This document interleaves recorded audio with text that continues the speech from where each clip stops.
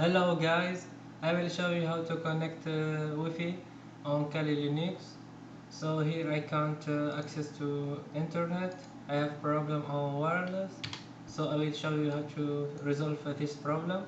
So let's open terminal. So here we can't access to the network, disconnected. Okay, let's start EW config. So no wireless extension. The ETH is for Ethernet, but if you have a wireless, you will find here WLAN for wireless.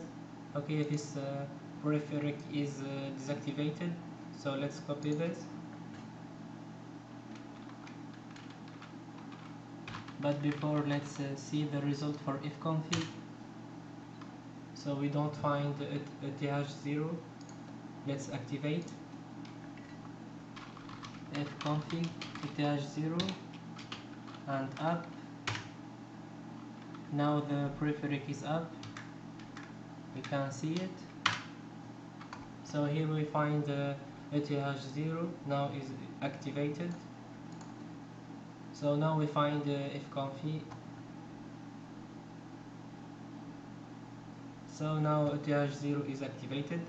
But if you have wireless, you will find WLAN like this. So you will need to use this command.